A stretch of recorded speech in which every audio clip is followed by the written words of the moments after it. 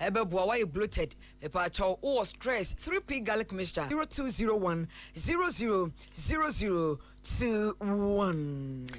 Ebusua we no mani adwumaku ahodo anwumre wabo yadontene se asomfo mienu yense nkonwa anwadwure nam ese keji madam awobie akwada ezipu edia mejeso eye grand stakat ya mite nkura woko giabuo okran mene Piesie Lardi and some no entremo enim Yeshasie ewo apomdi ensemu na yesi dum spiro spero sa wonkwa na wowade enti Ghana apomdi adwumayefo no se wonum gusua ebo adwuma titiru ebra yesi yade konkura yade anase sabi ade a wugya wona na wo fie cholera yade ayini tipa ewo efifim mantamu central region eye afutu ene aguna west crossing no emu osi ahoda so ene bema oda ho so ansa na yade no ayini tikese pa aba besai ade ewo maimu entimika se wo moda ade biedi bronisi eye launch na wa launch vaccination wo baba so anumu so wo mpane na wode aboban afri yade no ehom na director general panyi kwantrefo the Ghana Health Service ano ene Professor Samuel Kaba wo kasa wodwumadie no ase no wo se wo nkonkon ntimi nkon pepa chonti wo motreni atete manfo a ono beba beka ho na vaccination watimi ayoni Professor Samuel Kaba nsemnie. We started by training about 30 people as TOT of trainers, and then at the end we have 300 people trained from the community. One important thing we did look at has to do with security. We don't want to bring people who are actually not from the community, so all these people are health staff within the community who have been trained so that they can actually be easily identified, and they will move in a team of 3, and then they will move within the community and make sure that everyone gets vaccinated. Professor Samuel Kaba na enfifi mantuam sofo ene onimonyafo ekwa panyin wono so ekwaje edro ni bi etrese edro no eyesefu bibia nim sebde ohaw bia beba nti obia ye bia ebeboa no ama bonu ho ban afri yade ho na ose efi eburo kankan bori omani enfiri womo enchen kra fi se efi etume de cholera yade eba no yamina aduma yenya edura wadu so enuma obobon bai ombon bai nkwese awie yo be bosume ba sa na nan bi na mom yemu pefe de ya be azodo ben de ye bedi yanwi wo potem onu nti ya hye na wachi na wie miminde wo twabusum ne chiri yaba modern no be fi busum biara bokwa miminde wo twetu no yaba hye de yaba clean pesticide yaba sese yem potem na abra ye ko covid no so ye hu yensan wa ma oye hu de covid time yenya cholera kumpo baby a ndo chere covid mpo no oye hu na ofi baby ban po itumbo mba de na cholera no mo yen extra ni yentumi mbo mba nti ebe se na nan da wo mbo aye enfifi mantuam suofo ene honorable ekwawo panyi yento anwumre no nsia kasebo no eso a na yesi nkonwa don hwere baako ana yede nsam no esom wo afri asante mantam asansa krokoti akwa promise wo hanem yenu akiripo enso eso na promise TV so nso no kasebo yi enam so wo koye social media handles ni nyina no a eye promise radio fo adwenkyere eto ho na bonu amane se ensam no ye di pua wonom se ganja man ene ngusie na ensam no ye to aso a na ye bo e de aguramu e wa apomden e honom abiem na se Ghana fo ene yetiefo beka yi a besa ebreka kranie ana ensam trodwuma ba ko a agi ne din e wo wiase pa eye British Broadcasting Corporation ye twa ntiase BBC wonom koye hwehwemu bi ede be to dwa kire mu se eye pharmaceutical company bi a ne din ede Avio wonom akohye kukuamu afrefra enuo bi a kire se enu ahodo mienu se wo kan bomu a edane addictive kire se etimi ma odasani abrabokura etimi sai na enuo mienu a eye BBC for hwehwemu na kire se ya kan bomu anu nti ebetimi aha ni padua no baako eye tapentadol ana baako enso eye carisoprodol na wo mo ekirem se no mienu no se wo kan bomu na se odasani edigu ni padua mu a ebetimi anya nsonso anso bone papapa e wo se nipa no eso na eno ana BBC fo kire se A year pharmaceutical company, I have friends Avio. What me a cancer no me anyway abom. Na woman ashase e de ko amaya hodo so agana so eka ho ebie. Sansam beto montene so no amagana eba pomden ene ye no tomu a aye hu papa esna timota forest. Na enam so emene wo so afo hwa pomden eso. Kwabena minta akando e de ato edwa e wo mrase bedwam ese.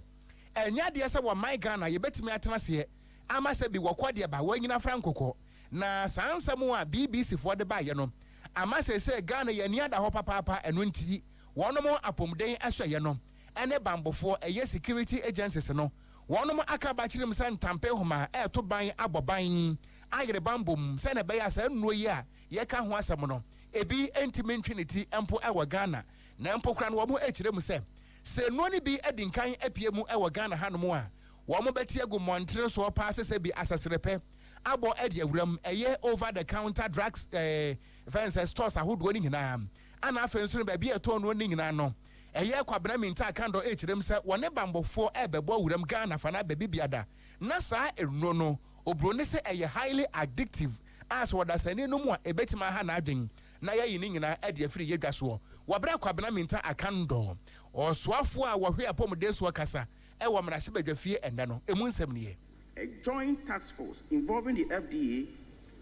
the Narcotic Control Commission, Customs, and the Ghana Revenue Authority has intensified checks at major entry points to prevent further unauthorized imports, leading to destruction of a large consignment of tafradol and similar drugs. Increased monitoring of over-the-counter drug sales. Inspections have been intensified, unauthorized opioids seized, and legal action taken against offenders. Public awareness and consumer protection measures. A national education campaign has been launched to warn the public about the dangers of illicit opioid use and encourage responsible medication practices. Next steps, strengthening regulatory oversight and enforcement to permanently shut down the supply of illicit opioids into Ghana. We have noted the following challenges that impede the effective response, which requires urgent attention.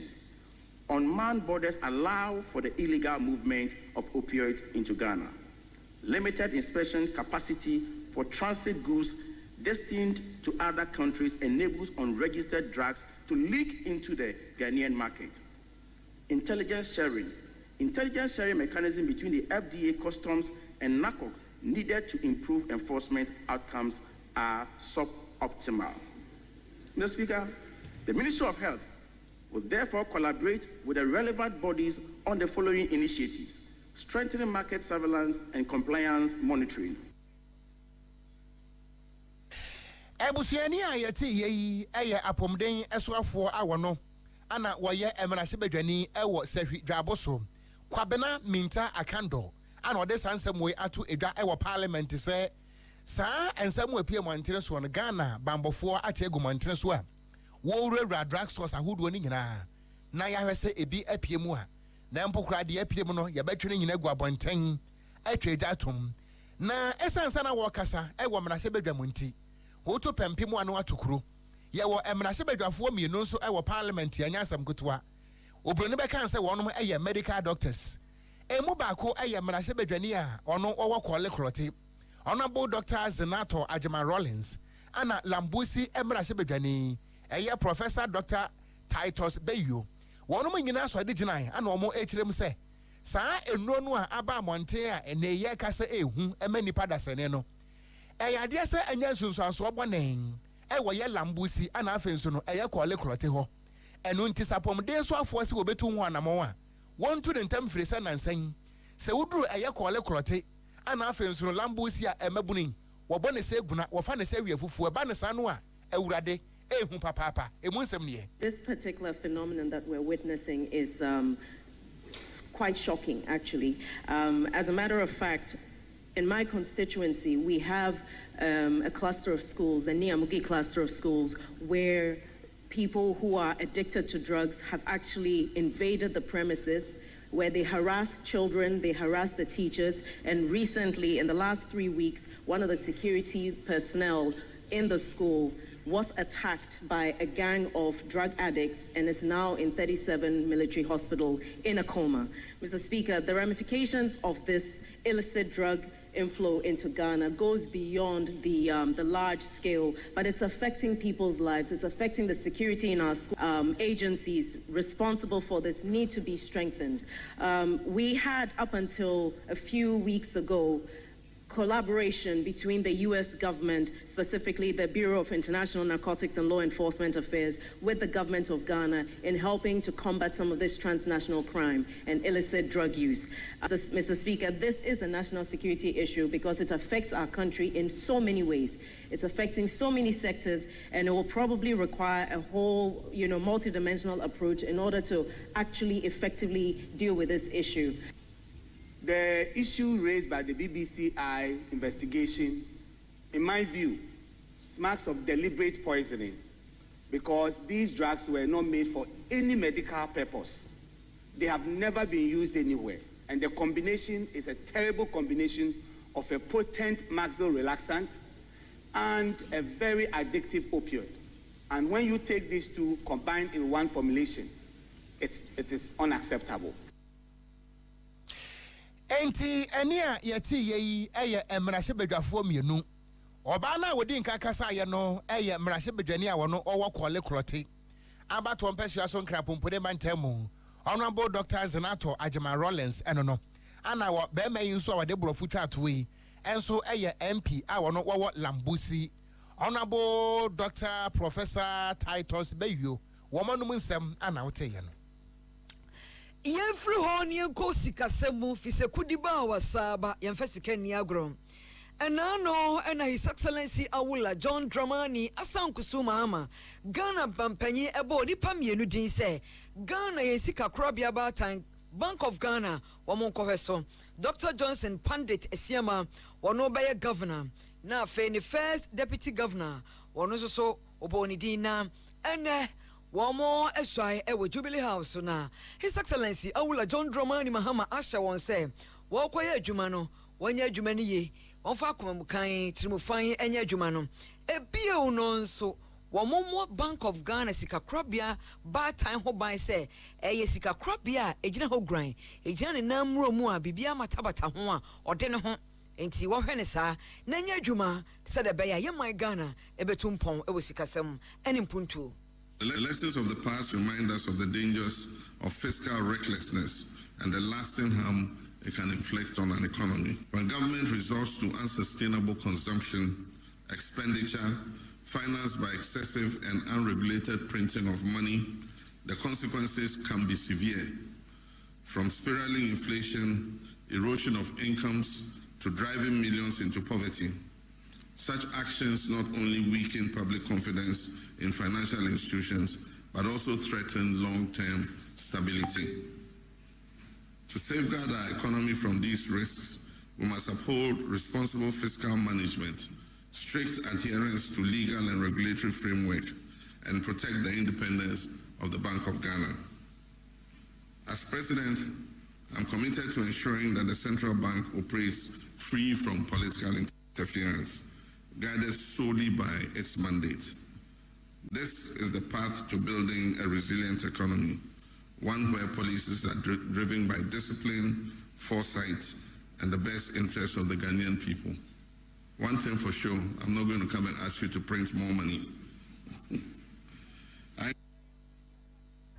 Ghana mampanyi His Excellency Awula John Dramani Asankusu Mahama say nya de ode no ba fore won sika semu predo kakra bi bum print sika kakra bum print sika debi won fa amanyosam emme fore Ghana sika krobia batan Bank of Ghana ho wonye won adwuma sede won tumi etie Yentu akasiaba no so enko ensamfoforo emu a na yeba asante mantamu kumase na yenyina yenim se kwada so wood market efiti yankatwa epenso ehonomo ana na adwadifo ema ne mema woton ne man kakra ema yenso a yepa biato etimi kwa okokoto bie na obi nim de efiri soro bete bayira homemu a yekasa yi pona watimi abompo na awrehosemu a efiri ho ba nansa kire se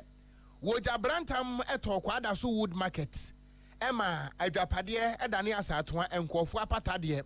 ne nyina hye dane jabidi a kyeresa ya awerho sempa na eno anampanifo kyerem se efiti bra eja no ehye ye no sese wo mo sa twetwa asase ne foforo na wo mo che ede ma adwadifo ana wo mo ewo ho no na enhyehye ba kwa mpanifo de aba ne se si anu a wo mo twetwa asase ne foforo no se wo pesa wo nsa ka bie na wonya baabi ede wapata esi na wo ton onuama ewo kwa da so wood market ya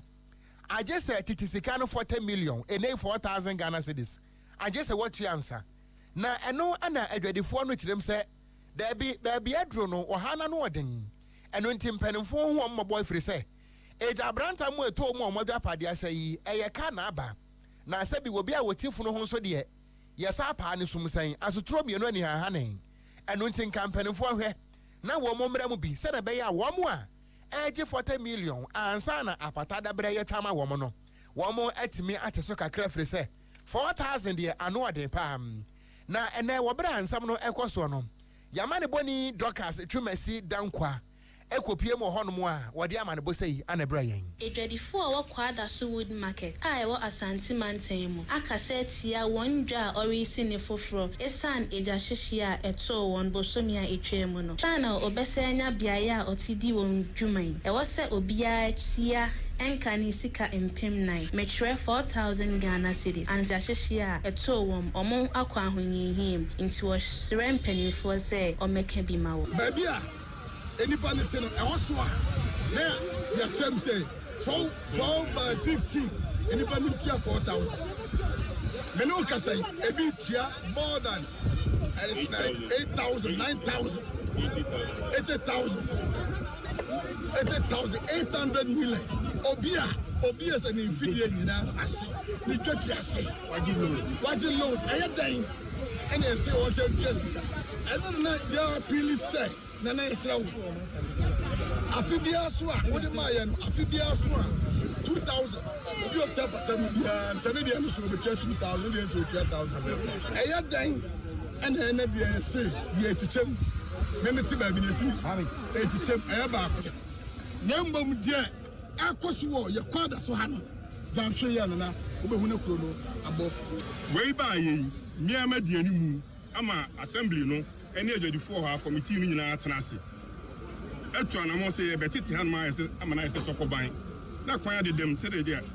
That's the enhancing the uncle should be moved. The Abanio Munaka say, Yama, assembly engineers, and a planet, Abahanum, our move and a matter for Bapamo. Almost free me, Metty, any assembly netty, echo, and I know what any could in Nana, Bafway are watching. Dominasi. On first, I say, Mabia, or can't I tell them when I send a more cancer assembly near them? And whom ya? Meanwhile, so much I see a more testimony assembly in chair more titty. And team combined with DSA the machines to drip machines here by Bonnie. Yes, so who do you want? It's a mobile as a corner and hormone. None of sense is Subia. Let me share movie. Let me ask any be a mapata. Mapata, me if you didn't back on Cressy or not be in Cacra. Make you didn't back. I can't even check. No, so when you need to be out of Emma Swati. Since last week, mentation. When I'm big and Emma, baby.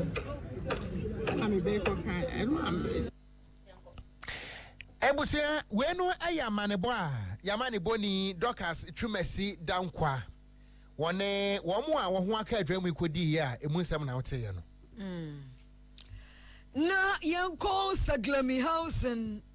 a die house and some Saturday, a home some sorry, ye. Kakraka, Saglamio, Bajin Treha, a womaimo. Nina and the saying, Sabran, Honorable Collins, daughter. Now I was swap for her, Dania, then see some swana.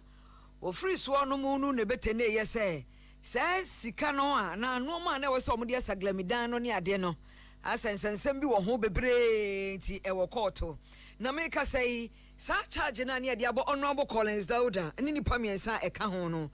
Kai quarter a one cry, Brunisu wadropo charge so sabro bayan from Naredia. Yes, say, ya de charge. Abai lawyer penny attorney general. ɛne ɔsoafo ɔsanhwɛ atɛntene ne nsɛm so ɛne owura Dominic Akoritanga ayini wɔdrɔpo gesi no etia Alhaji Collins Dauda na ne lawyer ɛne Ziyale Agbangbila wobekyerɛkyerɛ nsɛm no mu ɛkyerɛ nsɛmtwerɛfo sei. Well, first we are thankful to God. We are thankful also to the prosecution for terminating the case at this point. Of course, this comes as a relief, a huge relief to our clients, whom we've always taken the view that there's really no case against them. But as you know, it was a decision by the state in the first place. So if the state in its wisdom again finds that it is not worth continuing and discontinued, we are thankful to them all the same. And we are happy that our clients have had their freedom today. Lawyer Ziyale Agbangbila, a lawyer ma Honorable Alhaji Collins Dauda. Yatwa KaseƐ no so abodi awramu wa mai Ghana yemra se bedwafie na emra se bedwane a wote akonya so ema wofo ase ayerebi me ame wo fa ase kwadwo wopon enkroma anene wode atodwa na wo kire mu ese se wo mai Ghana ebetimi atumpon titiriwu ene infrastructure emu a na eho ebehia se aban no woni ankrankre wonka ema kire mu se Roma fo ekosi efunu de e kan se public private partnership PPP no wose no betimi aboa pa efiri se edua baako entimi enya kwaye yewura eye kwadwo opon nkroma ekasa no ana wo kire mu se eba infrastructure ene hu dwumadi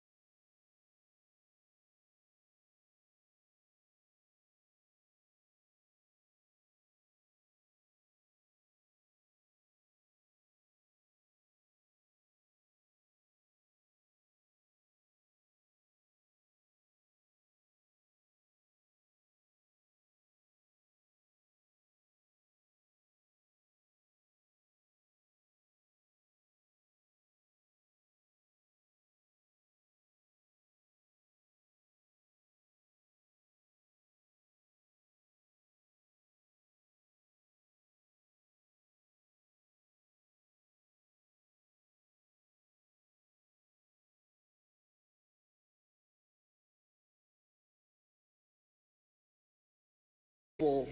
the strengthening of the project development facility. Once this is strengthening, we'll be able to provide some funds for early funding and technical assistance so that we can have well-packaged projects that will be very attractive to investors. The other point is also addressing the bureaucratic delays and regulatory uncertainties. Na enwache no yewra Francis Asenso Boache ede todwa etire mu se ne ebe ya se kobampo se ebia aban no wo yempuntu dwuma bi na ebia eye PPP eye public private partnership ni bi ana wo ye a ebetima ko nka ne nempo ya hwe approval process ebia enipa so mesia ede contract na ema no yama na fe abosome mienu ana yama na wotwe wo mfanwie na enkwa tese wotwentwan na asesa ponkyerene a woku yi nti no empanifo hwe na PPP Act 1039 no mpanifo hwe na onye mu ensagirae. I have experienced a number of occasions where projects have delayed at the procurement authority level, all because of the bureaucratic nature of our procurement processes. And that is why I want to call for the review of the PP Act to streamline processes and introduce clear timelines for approvals. Mr. Speaker, once that is done, we will to fast-track the processes leading to the adoption and the implementation of PPP projects. Additionally, Mr. Speaker, I'd like to support the proposal by the maker of the statement to allow for direct negotiations in cases where competitive bidding is impractical. As long as, Mr. Speaker, there is the principle of value for money and transparency, sometimes we don't necessarily have to go into competitive bidding. Ebusiani ayeti yeyi eye emrashe bedwania wati akunya so ewo bantama abato mpesu aso asantemantem ha Yewra Francis asanso boache ene emrashe bedwam ana sansem wanyina no etodwa yanko afuomu na yanko he kriayo ho faso na yakasa fa tritikum esticum huiti ho asam ene kan botanical name no na adwumakuo bi wo omaimu Ashanti region Kumase Arima Farms ene nidin wo mudi akotene ewo agri business enterprise mu ejrese no baedua si edi yidjuma edane aduane ene ne ekeka ho nyina wodi ho dwuma na wo se wo mo ba se won ba betense won ba betintim se pila abo ama hwiti ho adwuma akoso ewo omayimu ene America say wadane di kura broni friend launching wo yi na di akere afre otufo setutu ababiewu enam sini kohoko kasa ama o say enemu ode pa na managing director Emma Arima Farms ene Madam Salai Manikam launching no na wono eye no kasa kakra. To accelerate production, we urge the Varietal Release Committee to fast-track approvals, ensuring farmers can cultivate without delays, protecting intellectual property rights, and securing fair market access remain key to attracting long-term investments. Our global partners, Mahindra and Mahindra and Jain Irrigation, bring cutting-edge mechanization and irrigation solutions, while the Indian High Commission in Ghana and ICAR, Indian Council for Agricultural Research, continue to strengthen Ghana-India agricultural cooperation. Beyond wheat, we recognize the contribution of Dr. Kennedy Agyeman, soybean production, and Dr. Michael Kwabena Osai, whose tomato project with ICAR is now in its second phase. Arima Farm's journey in Ghana began with the vision of our chairman, KaseÄ, who saw the potential for an integrated agricultural model to transform food security. Today, we take another step toward that vision. This is more than a launch. It is a call for action. Together, we will achieve wheat self-sufficiency, empower our farmers, build a stronger agricultural future. Dr. Phyllis Frempong, ono ene kandinia udi animu se yebehwe ama ye wheat jumedi akoso o man Ghana mu. Wojidi se wohwe amanamaya atwe ho hia bi se Burkina Togo, Nigeria, omu enyina etimi dua wheat emane ye. Denti ena office Ghana yesu entimi nu ebe no ena ka ho bi a woni Arima Farms etusa na mona sesei omo aye aba ye de be ma akuafo omo timi ede adua wheat ama Ghana is to develop our very own wheat. And the Arima Farms Managing Director Emma Arima Farms Madam Salai Manikam ni speechi ni kasa oditu jano and yakofe bibaye no. Yatwaka siabano so ana Minister of Science, Technology and Innovation Honorable Ibrahim Mutala Mohammed. What they are told just say one more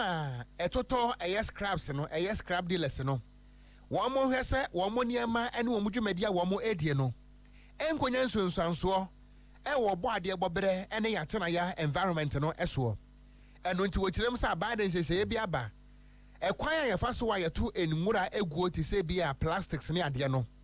Wo besra scrap dealers ne pa. Se wo mo fa san hyehyɛ no anya adwuma se na be ya wo tena be no. Ehon tansa no MSI Ghana ene ba bia yetete ye mpotem no. Wo pani di sansem bo nyina to dwa wabra. Wo kopie mu ewo agbagboloshi. Eye scrap yard ho. Ana minister echiremu ese eduromre bi na se wo to nani ehwe Ghana ekwan ya eye scrap dealers wo fa so wodi won dwuma no. Se wan fa wonan ensi fom se wo man ya wo kine be no wo man ne be kura ne hurehure pa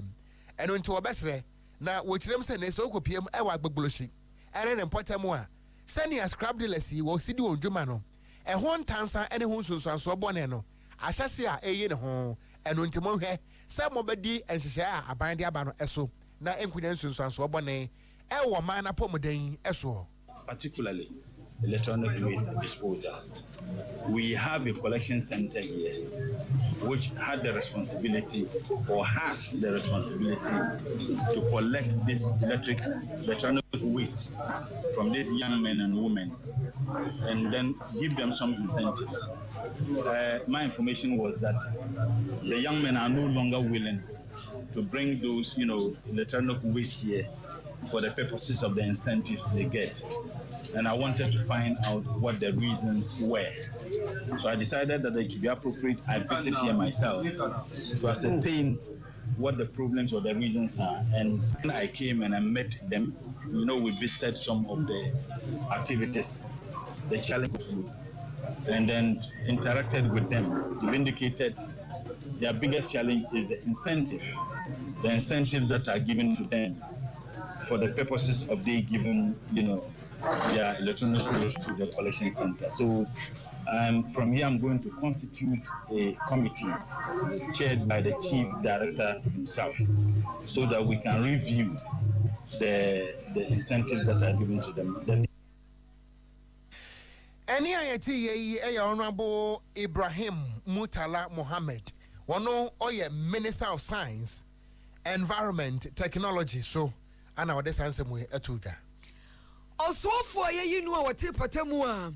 Walkosh ye abediatre ama asuya a hedradie any our coach and sensum so a deputy minister designate for trade, agribusiness and industry, and a ora something. Na wokopie eye parliament appointment committee one year wodoso busa sensum e kari no nsaniani ebe hu se na dwuma de ma no betimi aye na mpanifo bedwako ani mo mrahye bedwamu ne ekobusa ne se owura samse hie ufri board importem ho no ho na ufri an no se an na ba etwa mu no wo mo se o ma ye ya kwan power se board importem ho pa nya samoto a ene sa question we okai kwe central emrahye bedwani ono awo Patrick Boma ne busa no se meme samse hi ewi asasam ye hi a me fan dodo me fan hyenhye ba bi fi se trenye ho sedi edi nsam ahuro edi nsam asiem ensam mo keka se body mansin mu o ma ye ya kwan ne ba gaski ya ba enya sa na tie just 1 kilometer half kilometer koto 1 makra kilometer koto amakra enya dia empotem ho o ma no ene eye big force eye atro bogeyam no matwa to ho. Mr. Chairman, the town roads in Bodi have been fixed by the MPP administration. True or false, Kwaku? A big force. So what did we do, Kwaku? You didn't even add 1 inch of tie road in 8 years in Bodi districts. Yes, 8 years. You will soon appear before the Government Assurance Committee to answer questions for misleading the committee. 8 years. Are you saying we didn't add 1 kilometer of road in Bodi? Mr. Chairman, if the honorable member can show me where they tied the road, I'll be happy to retract my statement. Onimonya for something ahi and a copy of the anymore. Na and some bisa and in some year no ekoswe. Yet waka se bono so a na yebo e de awramu Ewo Odumja Jumekuo Nife Wasante Mantemo na Penia Wabiano se regional commander. ACOF2 Peter Tete. What they are told Ghana for nyina enim se atorenchen bi ani hono mo edi agro titiriu ani eja. Eno nti wobesre Ghana for nyina said the oboni kan say fire safety measures wo momfa nya dwuma. Se na be ya wachi na be no onko bohwerema emfre odumjafo e wa bra atorenchem aba. Wotirem esese obenu aduane a na wohunu se ne obeti adumja no nso afa. Afa nso enyinam ahoden ekwan ya modidi dwuma no nso mo hwe ne ye papa efrisa atorenchem de akwesa ahomachem frama ne ho ha pa wotirem a ensisa hodo pii no na mpanifo de atodwa se Ghana man edi so a eja hyehye abasa no eto obetimi atwa na asa atorenchem we no wo man Ghana ye hunu biewu wo de sansem we nyina atodwa wabra na eye fire safety week na wo mo edie na wo di flow to sronko esese so e wasante mantama hi nkuro kumase ana wo pani di sansem we ani afutuo no ato edwa ye maintenance e oku e kan sempa no na sempa na ye kan se on betie memfo no betie na nia e di eja hihye ba no on betie na omaso ano na eja hihye de nya ade a obi ape apart from that no and also ye tinti yahum mwamu sania ye ti fifre e kwa ye fine enti bitai titru ne say yes ati ayi safety week ye cancer and pana training pa no meti na eja hihye no aba from fine ama bebre entu soccer so soccer bia wonia otimisua nti so oma ni nyama bebre a ontimisua ebi ni say o gas cylinder leaky so they call gas filling station no mo hema no mo stop leakage no ebi ni say o fifie na wan hwehwe o bibia say bibia we tutu bibia fi socket nim aso na akọ brand colors ni say omu die because mrai anka ye di be fa genuine course no ni ya dispatch fire to genuine fire colors. Asante mante mopani a wono ana Odumja Dwumekuo da no ACOF2 Peter Tete ana wade sansem we atodwa wone yensem training sikapaye ana boss ankomoyi na yanko adwuma bia mu na yanko hwe de ekoso ewo ho ya ne ka se ko won aiki duka aiki adwuma bia ye adwuma condemn sesa ye adwuma carpenter ye adwuma teacher ye adwuma semtre adwuma ye adwuma ni enim se ba bia benya ODB our daily bread kakra obedie de nkeno ano no nanso owura Kennedy akompra kwa Japan se da binye saa nete ani ebusa ne se won kyerem no se de ha no pa ne se ye wo Ghana for dodo no ano a wonum anim ade pa obo ono aben biology wakosua pa zygomycota basidiomycota ascomycota ne saa de no amo aben wo dere obi so ye doctor obi ye nurse enso obi hwe no akotena brochire obi no ataga ne che etua nchen that's right o salute wo ye wachama wo hono o se saa de no ya pop wo se enka saa kwanya no omanya no nimdie na wono ewo no de tena omayi mu na eboa efrefresika eba ye mamu hanom. Beautiful place like that, the shopping mall, everywhere you go, a Ghanaian educated board is a security guard. With this, what we have here, we can develop it.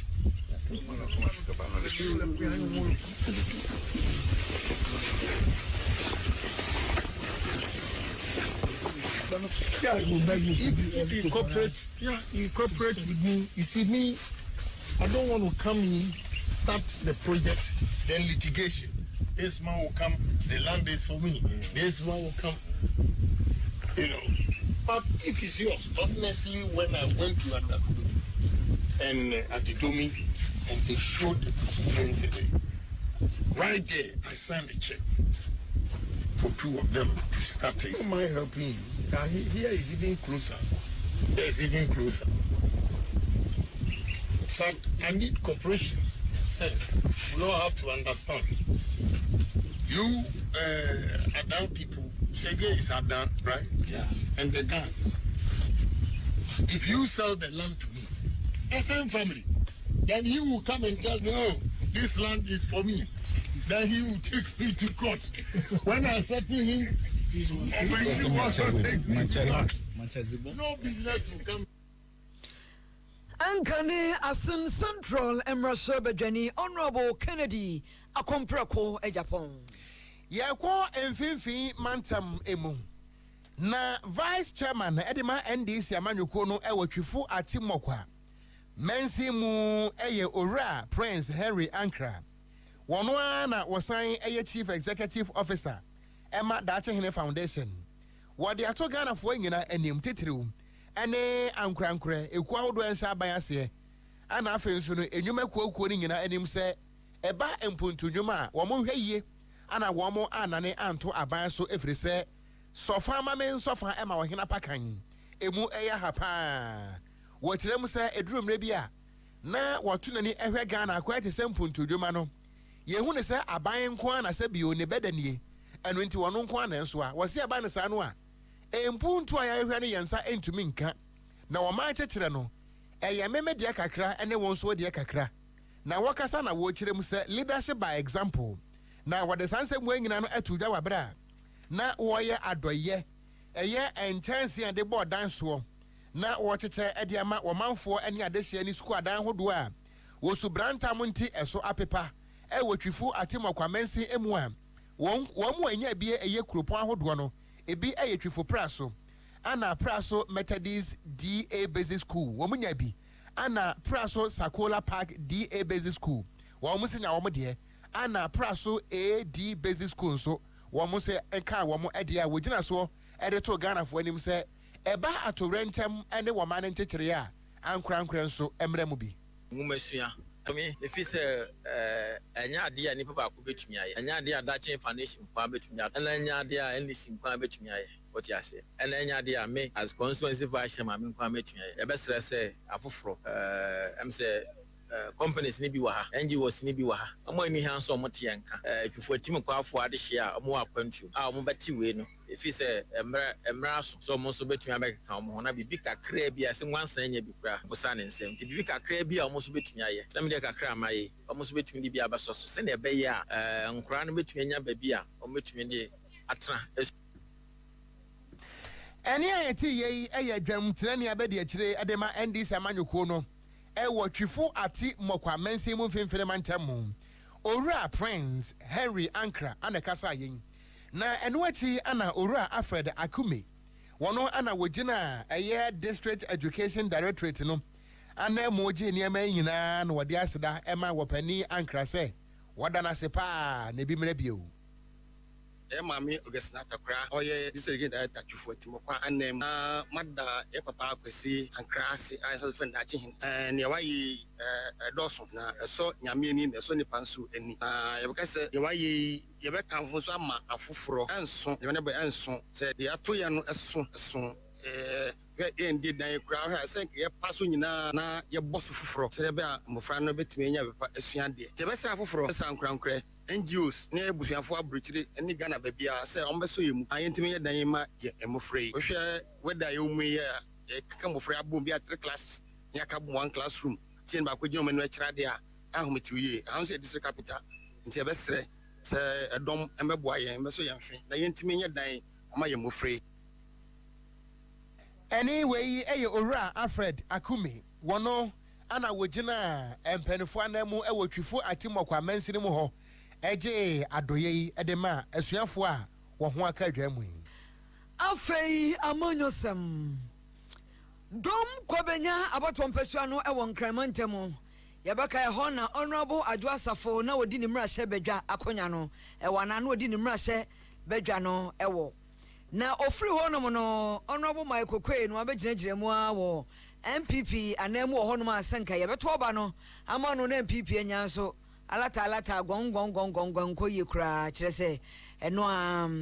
ne ho ena eye ba me ya no oyisini otimi edi nkonim ewo ho no mo a wono ena NDC emrahye bedwani sisi a na when I are keka some keka busrim keka e won potem ho no say MPP executives no e na kukuru wo hye ho tachire e no on pese owura my kokwe otimi we ne 2024 yi ni bo ho po chese mo mu say mo we batman all for real na executives yi kire say ye fan to so na ma ne nye ho na de ha om no say de nto aduru no ensen ruha e din sayara kwa e ya keka bakaskia ba enye nokra na emom no omu si abrankete konkoden omu ye de ombetimi biara o wigina mo osuto bremu e from ajampantrudu mu senka NPP amanyoko no ebedi nkonim ewo empotemu ehonomo omu ye nsemptrefo nhyiemu news conference ewo haacho enkran ne no e na Robert Osei Bonsu ejina empenifo no anemo ekasaye concern constituency members from Dobe Pabenya enam church reasons ama 2024 elections no ankoye amadobe na omo a yes adwumadie no omo nya enkofo a game na ya na se so we police station executive na odo position to ho na go contest say open a higher post is a coordinator MPP mrade tray say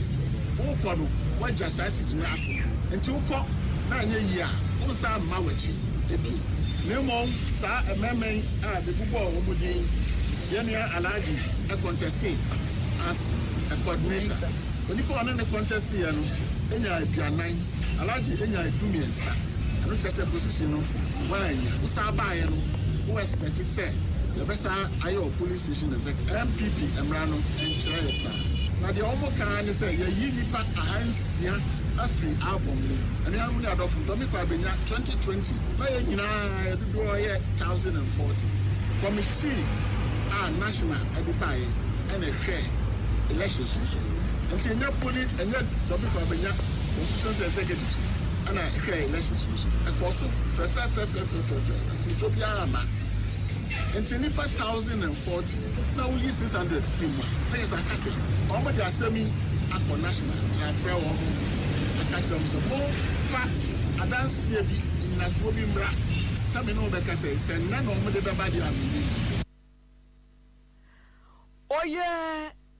NPP constituency chairman Dom Kwabenya Bottom Pesano so Robert Osei Bonsu ni fie and our friends for ye news conference at the chairman say nya otan and omotai onimunya for Mike Okoyeabour and am so many do su 2024 about we no Piesie say e kom de broni bacha wodi akanche anka kanche de nka enye broni aduane nanso e kom na abanti na ye bo pensa manane e ma ye frɛ pe bi we ye pe nku we ye pe nguto emu tuosi wa woni sansem hono no afede e chama bozo bi se wankasa amanyofo e tebo nani an wakasa o so e bia na de omo keka nya nokre de omo keka na se nya nokre nokre de entime nye na emom no ye tufo anampanimfo antie yes na okay ene se omo keka se ase no mo wo favorite Dom kwa mo wo favorite favorite ma honorable okwe sa na omo favorite pa sa e ho na so mo work e case no yes na nko mo pese sa you know wo nipa no ye de ni gina wa MPP din mu e na wono anya e no no abo okwe e be gina mu enti wo mo ye wo na se ama na se awon na ni se so se primaries no na adwasafo twerking woman wone Michael Kwe ne gina mu okay enti amra Michael Kwe kura winning primaries no na it said they were winning MP selection because na den because a tough race powder a short toy ana adwasafo factor no ewo taifa ho no so ho Christo asafo area ho no enti say Michael Kwe na afa na kire say ne say abeno anso ananso enye obi ana aiden atia no enti yehu say eba ana ye team penimfo abeti say omunhwe yie na de asie na aiden eso ehu nanso omonti ana ne mo bo pens amanane yo awabra mutu si wo Osas Peter Odiwenge ana wa hantia miento akase ebono so na yanku yede mu a Julius Nyerere Ye kwa kopie mu ewo Western of Mantam no emu. There. Whatever. Biesi wa hade enyo mehwi nipa. Ye kwa so aman na nanu mu atera nkonya eno wo Western of Mantam no emu. Na nsan menteme ho ase asode ma trese ebufu afropam ahensam chieftaincy dispute amante so ewo so aman. Ema ye kasa yi wuduro so aman ene ne mpotamu a ɛhɔ no makɔ esekusi bon a pɛmire ewuramu asumdwe de bi nhyɛ dani hɔ saa ɛnam so ama edwadata bi akɔ so a ɛyɛ mantam sɔfo yewura ɛyɛ Welbert Petty Brentum okokɔ pie mu ɛwɔ so aman na nanom atran konya na ɛno ana ɛyɛ abakoma hene a wɔwɔ so aman na nanom atran konya wɔgyina mu ɛkasa yɛ ɛma ɔman hene a ɔwɔ so aman nana ebi kwa dehye a wɔtɔ so mienu wɔno ana kasa yɛ egyina mu ɛma ɛyɛ so aman hene ana wɔkyerɛm sɛ entifu eni hɔ no mu apagyafoɔ hɔ ɛno nti wɔsrɛ papaapa sɛ soafoɔ yi ɛmfa wɔn adesrɛdeɛ ne nkɔ abɛn mu na mpanimfoɔ nto wɔn nansim firi sɛ mɛntɛmɛ ho ase asɔdeɛ ne ahensɛm no ɛha dwen ɛno nti asomdwe nhyɛda ɛma so aman wɔbra wɔkasa ne mu nsɛm nie acting director ɛkasa no ɔkasa asomdwe yɛhwɛ bɔkɔ a civil servants nyinaa afi hɔ no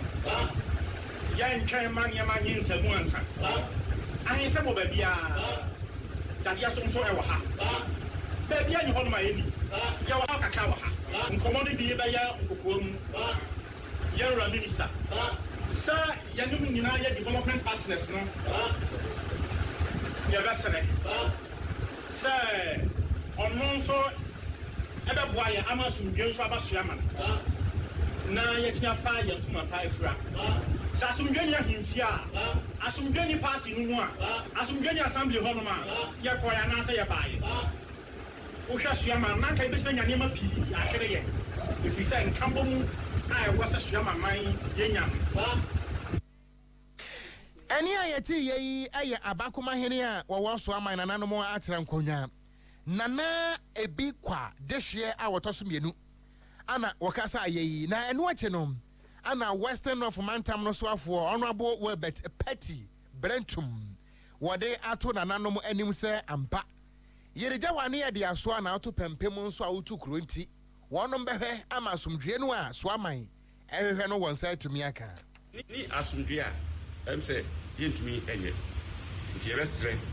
sɛ obiara fam di a ɔyɛ a ɛbɛyie na yɛanya asomdwe ɛwɔ ɔman yi mu ɛyɛ so ama man no ɔman yi nyinaa ɛntu na mempɛ sɛ yɛde mmoadaroma yɛde me abɛkyena hɔ no na yɛde ɛmɛ ni nyinaa bɛsɔfo abe problems mɔma yɛma asomdwe ɛnyɛ adwuma na asomdwe wohwɛ empumtu a bibia asomdwe wɔ no wobɛhu empumtu ɛwɔ bibia sakasaka wɔ no empumtu entumi ɛma hɔ nti yɛbɛsrɛ mo na menam saa kwa wei nso ɛsrɛ security officers a ɛwɔ ha nyinaa sɛ ɔma yɛ intelligence ɛnyɛ adwuma saade no sɛ ɛba ne yɛhu ne ntɛm a yɛtumi ɛsɔ ano ntɛm nti security foɔ me pono ɛda hɔ 24 ɛne a yɛte yɛyi ɛyɛ Western of Mantam no soafo a wɔbea no ɛwɔ hɔ ɛyɛ Honorable Welbert Petty Brentum ana wɔkasa yɛyi Oyiripa ne promise news KaseƐ a yɛbɔɔyɛ ɛna no last week atwa mu na wotwa mu no yɛka sɛ enipa bɛ wɔ ha aduane 150 bi wɔmudi nsɛnsɛmɛ ɛwɔ awutu senya isabato empesua no so ne nyinaa ɛne sɛ kasoa opei kuma asase yantam bi ɛda hɔ no ma na wɔn te so wɔn yɛ nruko so wɔn ma wɔn kunu no mabusuafo agyanom wɔfanom enuanom wɔn te hɔ no no obi aba sɛ wɔkuta court order sɛ wɔn nsɔre mfiri hɔ no mo sɛ wɔabɔ sese sɛ wɔasi aborosan wɔayɛ dɛ wɔn mfiri hɔ no mo ɛnkɔ na ɔnye nasase na no wɔ supa na ahia to wɔn ama ɛne so bidie kura bɔ wɔn mo na ɛno ɛna wutu senya East constituency mraso badwani Honorable Phyllis na kɔyɔ okuno wasrɛ sɛ ɔmo mmerɛ kakra ofan ne nye hanye amegbe fio Sade be ya obetimi di ahyehye wonom no ma ansa no matu fisi obi wo ho no ma oni bi asem woni kobo oni taku woni dama woni ho amebaye no na a court order for possession of land inti nkofo no mo sisi dan wo asase ne so no and but bebe na kasakasa wa hase kakra. There was a bit of confusion. I have been served, I haven't been served, and all that. Inti many bailiff ne kasa yema or chair me say omobaye substituted service because now the people were being difficult to be served. Inti or chair me the evidence of the substituted service and now a board down home. I know it's a court order for possession, but the people involved, no, adults. I have counted about 15 to 20 houses. You amunyama egua and ebimo age de womu improve for make ebimo show apem for ne enkola ewomu. I will just plead, say, yebe more time kakra now omo embo abo so that if it is set only to then they move to a new settlement. I'm just pleading on all the authorities and him for you bia who matters ewo opekuma hase ne kaswa hase se omo hu nkofo ne mobo na se say so sika ho ayeden. Honorable Phyllis na koyo okuno ewutu senya is emrasha bedwani yentua hey ogu adwuma Christabel ebusia ya to KaseƐ no eso na ma yemfri Ghana na yentwa bosompo enkonkofo aman so na ye ko Gaza empapre eso amanebo efri hoba ekiremu ese yade a ye fe ne sa hypothermia atwiniti ema ye kasa yi enkwada maako ensia ana wo munyina ato ya nom ewo ensie edo na saa yade kwade wo hypothermia yi eye awo cold severe cold se bia awo aba na awia emmo eno nti heat bi ani ba bia ana awo akonkwada yi emu a ye bo amane se uduru Gaza ene ne mpetamu a enkwada maako ensia saa bre wo mato ya nom ewo ensie edo na Dr. Said Salah wono an woye medical director Emma Friends of the Patient Charitable Hospital I know ewo Gaza City ano de sansem we nyina ato edwa ene na wo kirim se enkwada nga atotofe wa ye wo mo a kire se ene ekopem na enu nkwada wo eye 2 days 1 day born babies ana ye kasa yi awo no etimi akọ wo mu a wo mo ato ya no ewo ense edom sada nso ana wo mo kirim se nkwada mienu nso ana ye kasa yi se wudru eye kan Jonas eno no eye Gaza atoye FM anase Gaza anafo afem a ehon so abetodwa se wo mo ato ya no ewo ense do ewo ho na eye Gaza Civil Defense Agency edi atodwa akirem se enkwada maako ensia enso ye kasa yi awo atimi akọ no mu a na wotwe a etwa mu no wo mo so ato ya no ewo ense edom na no ana owura sala ekirem ese se wudru eye Gaza eye hospital nursery department hono a eye cases maako enwatwe ana abeto o mapono so a o mo ye hwehwemu no enkwada nketenketi afa ne yawo no mo ebia dakoroba na enu nansa emkwada no hypothermia yi etimi akọ wo mu asabre yi intensive care unit eho ana wo mo eda aye awrehosam a wei ene amanone ensem kakra emunya de efri Gaza mpapre so eba emu nkomo ana yede asom wei yanko Sudan so yakase nowhere cool baby anyo ya yenwani a eho so eka ho every say to try force atwom wono ma ho ata wo mani asesa kaji no beti po jan ne atuo empion ne ade ekum manfo e won potem ho esan nyanya abo manfo e wo man no muntim South Sudan e wo tukotenafo wo mo bia ye fra ho zamzam camp na ho nipa wo ho be ahanum 500 na yesesa de ekon no ene atutrafo eye ye omo ho wonpotamu nti aduane kro mu nya bi ndifi se nipa stro so omo be kompotamu akwaye wono mu adoye ama wono aduane adi enkwada akese empanifo eni ase nyina atotomu osukom ene kom ena ekum wonum ewo ho nanso ekuo bi a wobofri French man mu a ye from Doctors Without Borders ewo French KaseƐ mu no mu din no otwa ne tia from MSF omso esuomo obigine mo mbebo adwumaden e de abo manfo no wo ho no mu a wo mo hospital a e wo ka mu o de nam hwihwi no so mo de twa mu hwa no woni a waprepre wo hwe wonu makuro woni a wakodafse atwitwa ahwe no wo hwe wo mo se de be ya onu benya ahode nti wo se de hu wo to hu asio manfo se won twamra from home bo won efise nkwada dodo no aye man norosha wo munya aduane papa ni akohweko edidi wonum awidie mu ene na ebusua ekwatente bia no ekowie ewo abobo anom enwomre nsemu eboabo no de so mo se kasebo ewo Promise FM 102.7 ene Promise TV so no yedi besi ewo anansa na yebeso so no we no eye madwo ohun nti yede madwo stronko special good evening eko ede ama obapa adwoa obapa adwoa Piesie oton nioma ewo KJT Dubai gate 13 okay ana wose news no emu odese anomanam eno nti yeda ase papa obapa adwoa se nwumre wose wutie news no papa nyame wonhyira wo pa yo eyen kaibo ewo ha yen fanto aswe eye management Oyerepa Promise adwumayefo nyina ye beka no Promise Broadcasting Limited ade ato ye ni fi se ye nua baako free mu nti ayi paso for ye Promise Broadcasting Limited Ora JP Kote Johnson abusua panyi Okran Ora John Sekusaki Chufo Praso Ora Mark Mote John Wokasoa Edward Kofi Asibu Okran Ora Emmanuel Asibu Wokasoa Mama Mary Johnson ewo Kumase Madam Comfort Mote and crying at Afrana Kaaba, and Yano Mane Mema and Reverend Francis Adontain Watema, Elder Andrew Kobina Van Dyke Watema, Richard Adontain, Bishop James Adontain Godley, Ben George Jemfi Wukumasia, Ebenezer Ben George, Monica Ben George, and Elizabeth Ben George. It was your Santi Tressa Wonum Enya, Wonum this year, Nana Entry, near Tafreno Alexander Ade Entry. Waka baby when you free share aduana nsia ebusua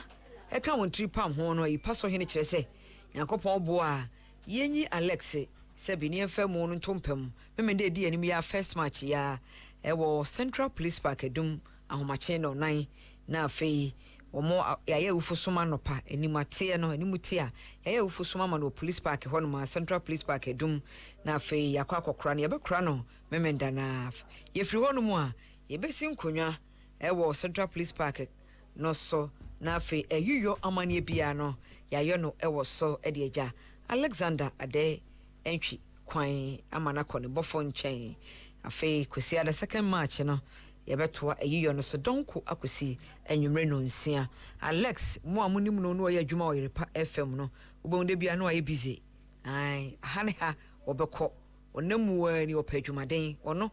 eni eja ne kwan nti adonfo aboafo ejanfo momra na momeso yemu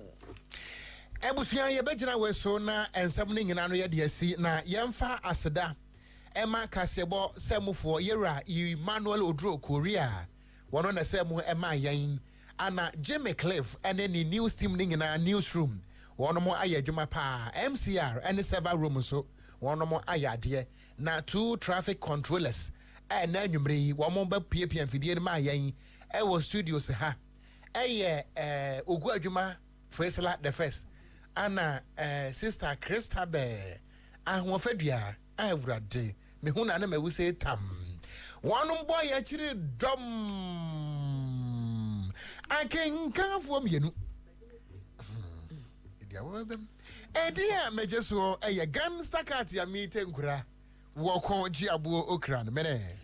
Piesie Lardi Dominos Vobiscum Eradiasum Drinkao